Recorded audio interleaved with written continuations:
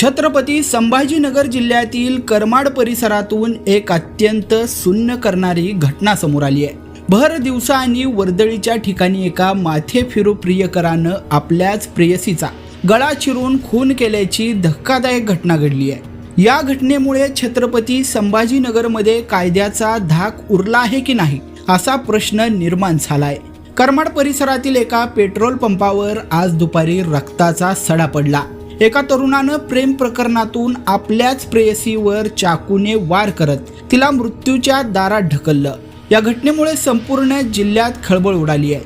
करमाड येथील गणपती मंदिरा शेजारी असलेल्या इंडियन ऑइल पेट्रोल पंपावर पूजा सुदाम गावंडे नावाची तरुणी कर्मचारी म्हणून काम करत होती। आज दुपारी 12:30 वाजण्याच्या सुमारास पूजा नेहमीप्रमाणे आपले कर्तव्य बजावत असताना तिचा प्रियकर सत्यम रावसाहेब गावंडे तिथे पोहोचला। प्रत्यक्षदर्शींनी दिलेल्या माहितीनुसार सुरुवातीला त्यांच्यात किरकोळ वादावादी झाली, मात्र या वादाचं पर्यवसन काही वेळातच रक्तरंजित खेळात झाला।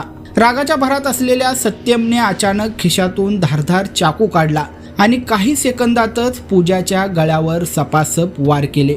हल्ला इतका भीषण होता की पूजा रक्ताच्या थारोळ्यात तिथेच कोसळली। वर्दळीचा परिसर असूनही कोणाला काही समजायच्या आत आरोपीनं तिचं आयुष्य संपवलेलं होतं। हल्ला होत असताना तिथे उपस्थित असलेल्या एका व्यक्तीने पूजाला वाचवण्याचा धाडसी प्रयत्न केला, मात्र रक्ताळलेला चाकू हवेत फिरवत सत्यमने त्यालाही जीवे मारण्याची धमकी दिली। या संपूर्ण थरारानंतर आरोपी सत्यम गावंडे घटनास्थळावरून फरार झाला आहे।